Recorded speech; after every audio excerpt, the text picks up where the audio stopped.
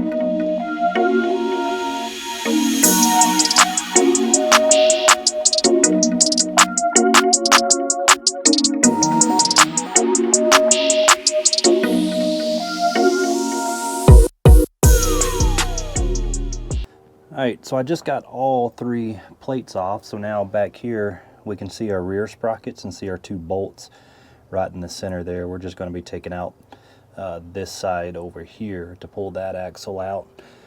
In the center here, these are our carriers, and our carriers, I guess, is the whole assembly there that runs that drive shaft right there. And then these plates right here in the center is our brake plates. So that's what our brake wedge drops into, and that's what holds the machine, keeps it from rolling. And then up here is the front sprockets, bolts, you know, just identical to the rear. You can see the chain case is full of oil. I am eventually going to pump that, but I'm going to go ahead and try to get this sprocket and everything knocked off tonight so we can see the full tear down. But that's the sprocket we're going to work with, so let me grab some tools and let's go ahead and get that bolt out. So probably if you're doing more than one axle, I promise you. This is a 1 1/8" gear wrench, ratcheting wrench, and it's straight across here. It doesn't have the lip on it. And I promise you, this is going to be your best friend when doing axle jobs. 1 1/8" ratcheting wrench, okay? Now these bolts are torqued very, very tight. What's that torque spec? Hell, I don't know, but I'll post it up here. I haven't looked it up yet. I don't remember it all the time. Now what I've got here is it's a K-Tools. It's like a wrench extender. It's going to go on here and it's going to help us, you know, if I get on the right side, it's going to help us break that nut loose. What we can do is on that wrench extender, we use a 1/2" ratchet, and that gives us extra leverage to get that bolt out. So that's the 3 tools I use to get these sprockets off. And let's go ahead and get this rear one taken out.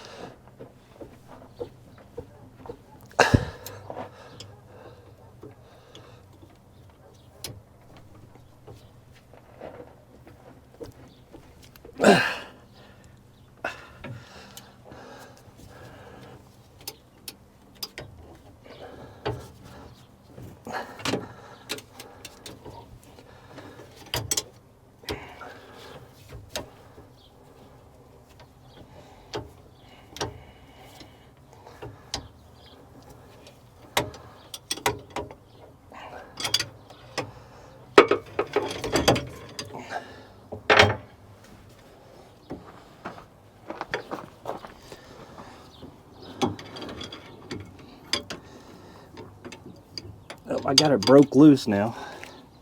And it looks like this one's just hand tight, so that's going to be good.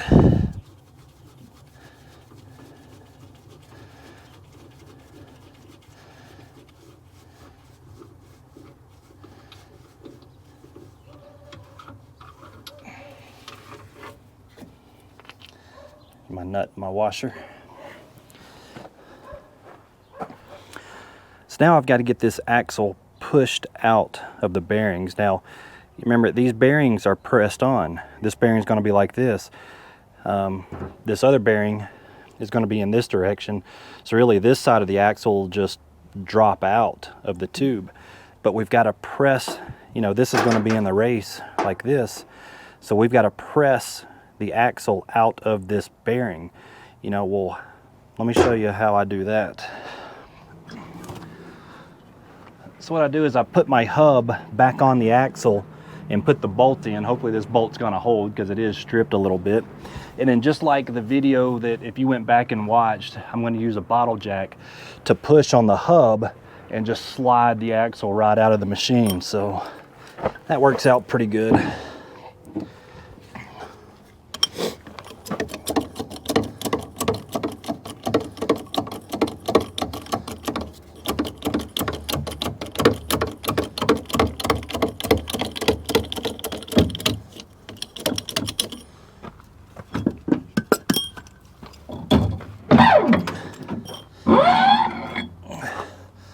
And here's our whole axle assembly. Now my sprocket just fell off into the chain case, and that's fine. You don't even have to take the sprocket out of the chain. I just let it drop in there, and we're just gonna pick it back up and slide it on the new axle once we get the new races installed.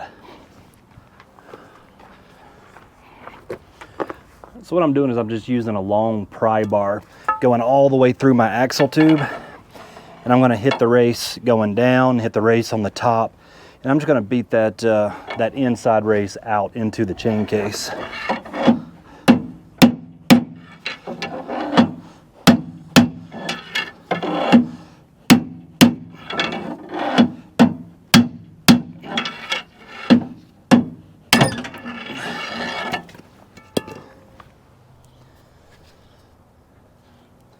Now I heard that race kind of shoot out somewhere. Ugh. And here's our race. So not everyone is going to agree with this method of extraction on this race here. For me, the easiest way is to just take my torch and I'm just gonna put a couple slits in it and knock it right out. Some of the guys, like I said, that I work with, they will weld a bead all the way around that race, and that'll shrink the race and the race will fall out. So it's just easier for me to pull the torch out than the welder. Either method works, or we could have an actual race extractor and we could pop it out that way. But if you got both axles out, sometimes it's easier to run a long bar all the way through the frame of the machine and knock the race out that way, but I've only got one axle out. So it's getting dark. We're gonna go ahead and get this race out, and then we'll probably continue this job tomorrow. So one thing I do like to do is I like to take a soaking wet rag, and I'm just gonna put down in the axle tube a little ways, and that's gonna keep any of this slag from shooting out into the chain case. I'm just gonna put about halfway in that axle tube there.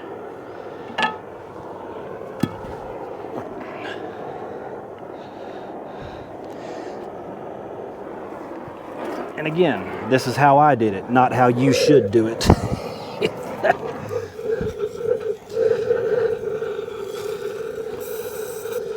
You just gotta be careful when doing this, not to cut into the axle tube. That can be probably the most difficult part of doing it this way.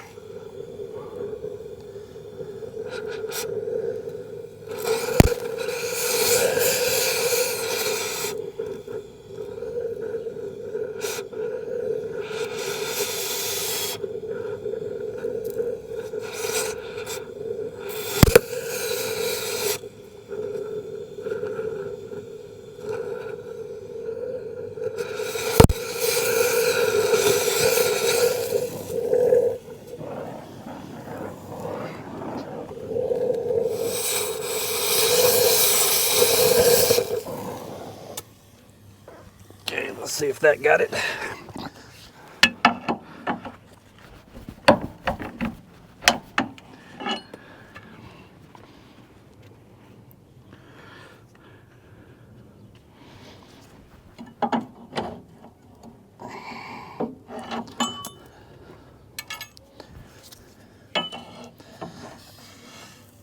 I just grab my rag and I just kind of rake out any of that slag that went down in that axle tube.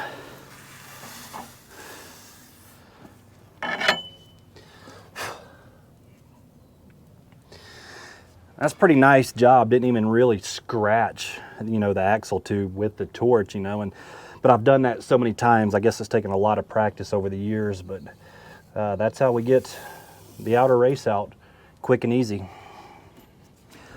So now that I've got the races out, it's time to get some new races put in.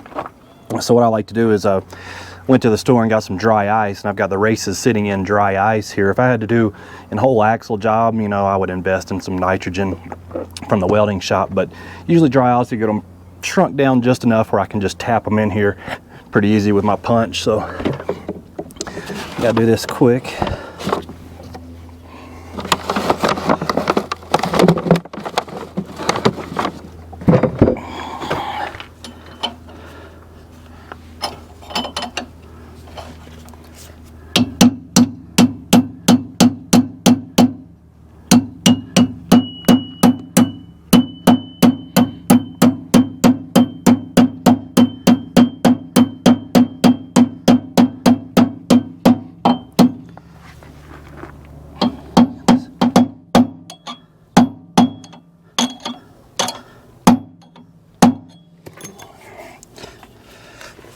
Well, that usually goes a lot better, but I've got a little damage right here on the end of my axle tube, so it kind of caught my race. And by the time I really got that race started, I kind of lost my freeze point, so I had to punch it the rest of the way in. So, but normally that works a lot better. Now I'm gonna go ahead and it's kind of tight on the inside, but I'm gonna lean over the top and try to get that inside race driven in.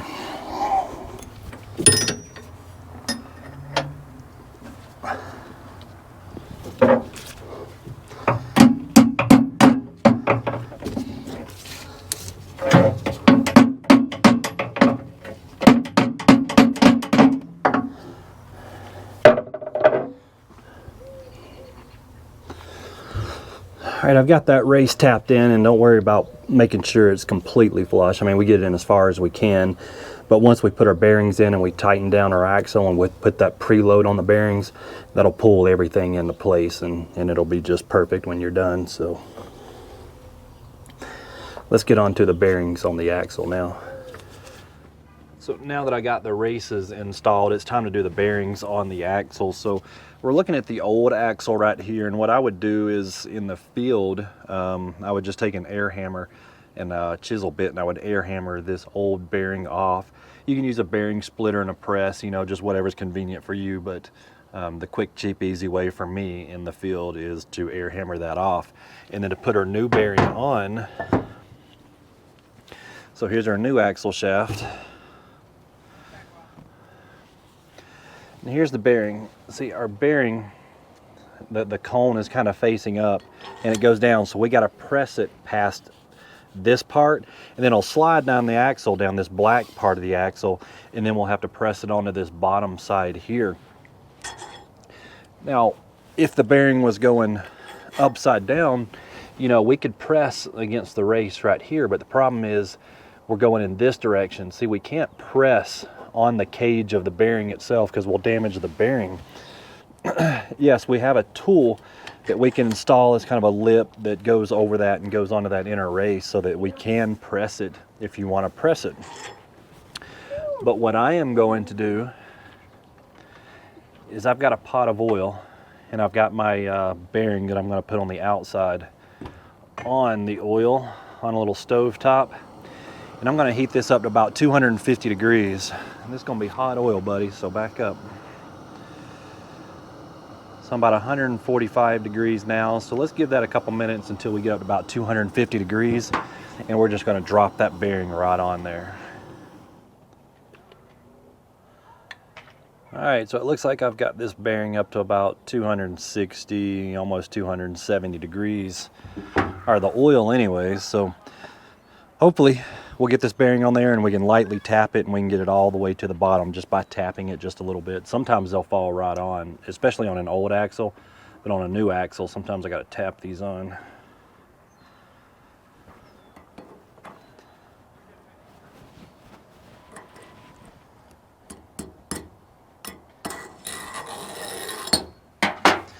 Nope, so I didn't have to tap that one at all. See, it fell all the way down to the bottom, and it's perfectly set. Didn't even have to put it in a press. So I'm gonna give that about 30-45 seconds to cool down, and then we can slide this axle in our tube. My other bearing is gonna go on in this direction, but I'm not gonna heat it up, and I'm not gonna press it on, because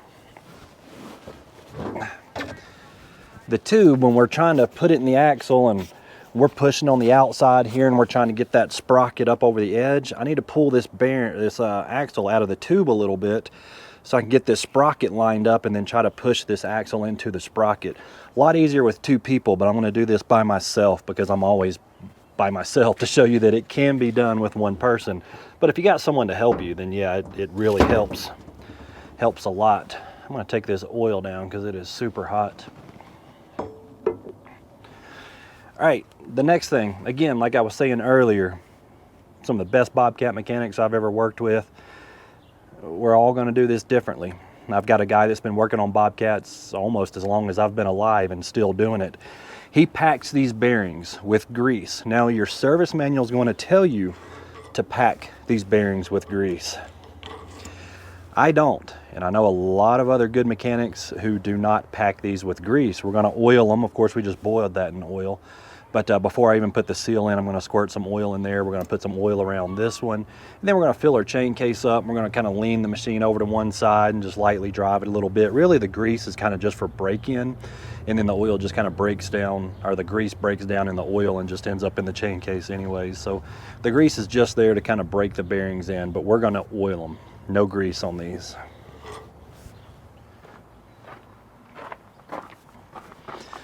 Go ahead and get my axle slid through the tube.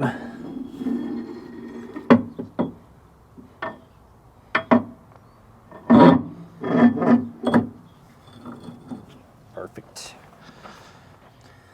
One thing you can notice, I did drain all the oil out of the chain case, and down there in the very bottom back of the chain case, you see that little button there? That's actually a little bushing. That's where we can drain the chain case. We can pop that pin out and put a new bushing in, and we can literally drain it from right there, and then we'll fill it in the front. But that is an option. I like to pump out my chain case, but that is an option to pull that plug. Now you can see how far my axle's in there. See, I'm going to have to back it up from the outside. I have to back it up, I don't know, somewhere in this area to kind of get it on that sprocket. So that's what I'm going to be doing right now, and it's kind of hard to reach around, you know, to the axle from over here where I can move it all the way on the outside and hold the sprocket up at the same time, but we're going to give it a shot. Alright, so I'm going to put my new bearing over the shaft, kind of get it up into the race, roll my sprocket up. So much stuff in the way. Like I said, this is the most difficult part, doing this by yourself, but I might be able to hold this axle out here with my leg and try to get this sprocket on.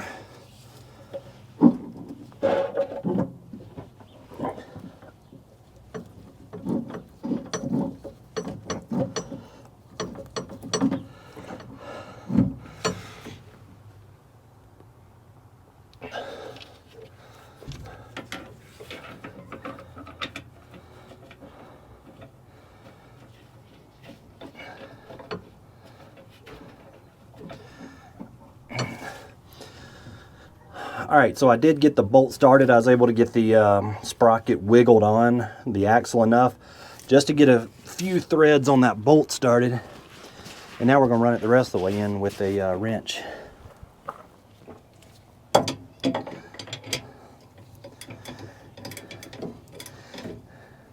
And this is the part where I was saying that a ratchet wrench will really help during this installation process, because this is kind of slow going. But we're going to use this bolt to press this inside bearing onto the shaft, and it's going to preload our bearings and take any slop out of the races after we put the races in. If there's any slop in them, this torquing this bolt is going to just put everything into place. Right, so now I'm getting the final torque on this bolt, and the problem is I know it says 220, 245 foot-pounds, but you cannot get a socket and a torque wrench in there, so we just got to do the best we can. So I've got my wrench extender and my 1/2-inch ratchet on the wrench again. I'm just pulling until it feels about 220 foot-pounds. Click, click. That's perfect.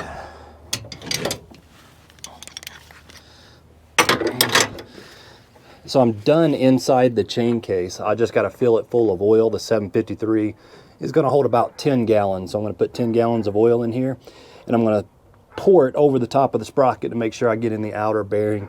And then I'm going to squirt some oil on this, the outer bearing. Pour it on the inner bearing and squirt some on this outer bearing. All right, so now that I got oil on my bearing here that I just squirted inside, I'm going to put my seal in. I just put a little silicone on the outside of my seal because there is just a little bit of axle damage here, and then I put some grease on the inside lip of it. And you know, ideally we would want a seal driver to push this in, but I can do it with my hammer and a punch. We just want to get it right inside the lip there.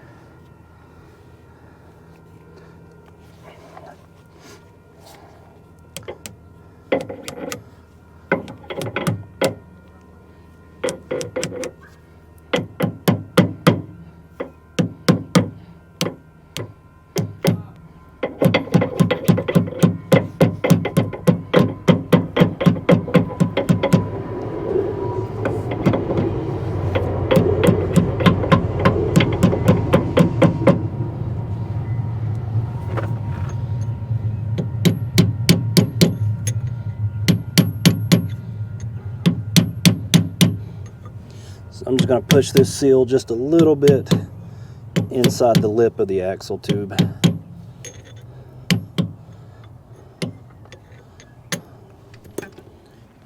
Right there. Wipe my silicone around that lip to prevent any leaks. Go ahead and get my new key installed into the new axle.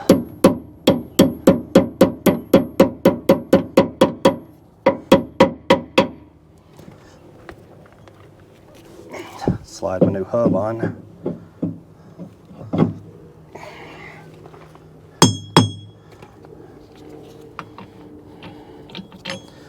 Now this outside bolt, 600 to 800 foot-pounds, I believe.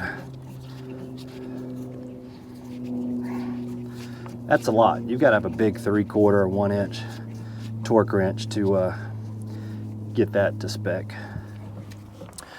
But here at How I Did It, this is how I do it.